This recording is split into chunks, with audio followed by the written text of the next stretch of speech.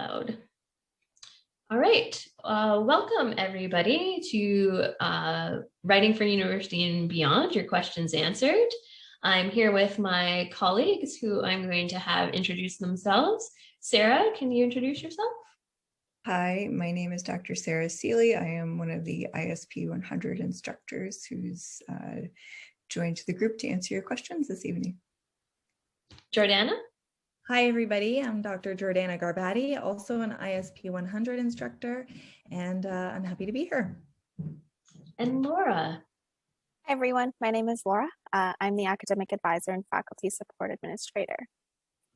Thank you. And my name is Rebecca, and I'm going to be asking our guests here some questions to kind of further expand and illuminate what ISP 100 is all about, and also just talking a little bit about the skill of writing and how important it is in your university career. So Jordana, in our video, you talk about writing as a power skill. Can you expand on that? Sure. So I certainly believe that writing is a power skill. It gives you the confidence to communicate effectively in multiple contexts with multiple people, different audiences. And so it's not just this thing that people toss to the side and say, oh yeah, learn how to write while you're in university. By learning, about research in writing and technique in writing, it gives writers of all ages, levels, years at university and beyond, the ability to communicate well in a variety of contexts and use that power of communication, power of persuasion to get your ideas across clearly. Thanks. That sounds very powerful to me. I always found in my undergrad and during my master's that writing also just gave me a bit of inner power to kind of really start expressing my own ideas and feeling like I was in that kind of conversation with other scholars. So I totally resonate with what you're saying. In your classroom community in ISP 100, you include lots of opportunities for students to collaborate and give feedback to each other. Why is this important when you're improving your writing skills? Sarah, do you want to answer that one? Sure. So even though it feels really uncomfortable to share your writing with other people, it's probably one of the most impactful things that we can do as a matter of practice. So linking back to what Dr. Garbati said, in ISP 100, you learn to write in different contexts for different audiences. And so sharing your work is a really invaluable way of kind of test driving the audience, right? We can be, so sure that we're being very, very clear on the page, right? But for writers at all different stages of life, including everyone on your screen right now, there's often a gap between what we might refer to as the real and the ideal, right? The ideal is what you have here, and the real is what you actually have on the page. And so if you don't have somebody else let you know kind of how the real is resonating with them, you never, may never actually realize that you could improve in very often simple ways. Yeah, so I think I have a further question that kind of attaches to that, because certainly when I was first starting out with academic writing, I would have been very nervous to share my writing and get feedback on my writing. And I know a lot of students find academic writing daunting. So how does ISP 100 create a comfortable and safe space for students to work on these writing skills? I can take that one. So as you may already know, ISP 100 is a small classroom environment. So I think that's a great way to build community. The professor and the students are building community together so that it's a trusted environment to share your work with one another, to ask questions without feeling like your question is silly or something. So a small class size is a really big benefit for ISP 100 and writing classes in general. Students in my classes really get to know one another because there's always group activities. There's the peer review feedback sessions. And we break a lot of the bigger assignments down into smaller components so that there's a lot of opportunity to check in with one another, both peer-to-peer check-ins as well as peer faculty check-ins. So I think that that community environment that we're building across our sections, online, in person, is a big benefit of ISP 100 that helps us relieve the stress or ease the stress or anxiety that might come with sharing your work with someone else and hoping they don't just tear it apart.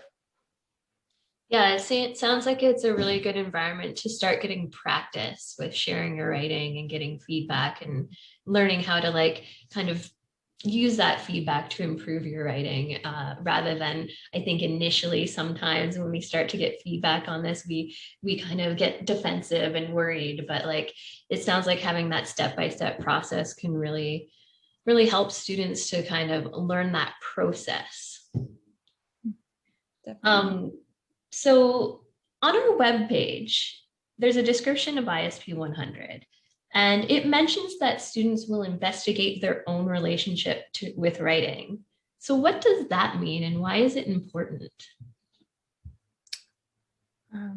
I can take this one, I guess. So unlike, let's say you show up on day one of Intro to Computer Science, you aren't expected that you know how to write code, right? Or I guess let me rephrase that. Our class is unlike when you show up to computer science. There, you're not expected to write code. Whereas when you show up to ISP 100 on the first day, you've been writing for years, right? You don't know what this class is going to teach you, but you have all manner of different educational experiences with writing and personal experiences with writing, both positive and negative. You may bring different languages with you, all kinds of different circumstances that define and ultimately shape our identities. And so it's important that we can share those things with one another as a classroom community of writers, like what Dr. Garbati was referring to. Getting to know other people's experiences and actually putting those experiences in conversation with things that you're learning about writing, right? So kind of comparing, oh, I always thought it was this way, but now I'm learning something different, perhaps, right?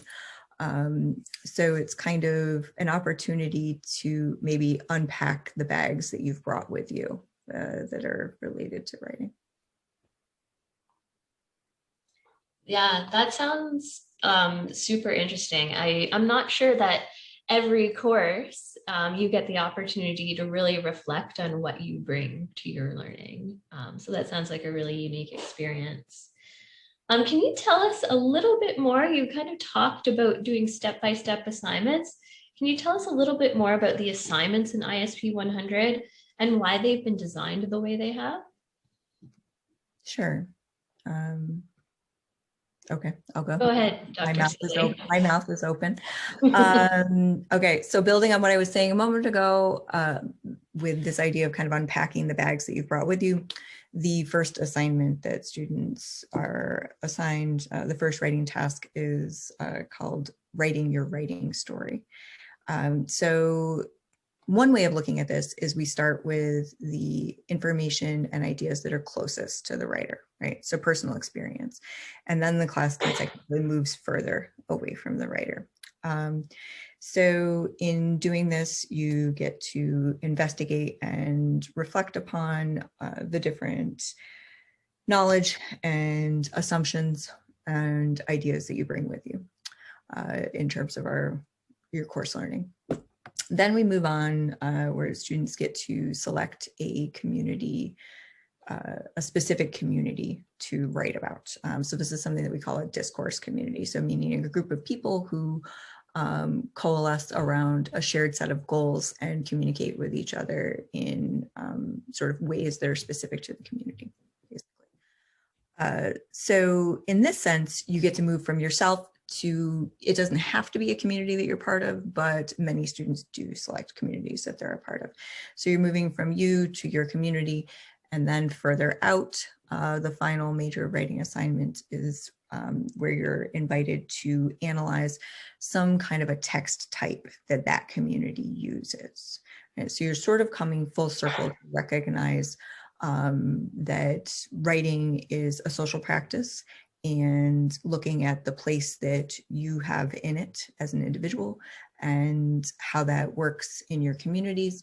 And then the idea is that you can take all that knowledge and hopefully kind of run through some of those processes when you encounter new speaking and writing contexts, because we never stop encountering new speaking and writing contexts. And do you have any tests or exams in ISP 100? No tests or exams in ISP 100.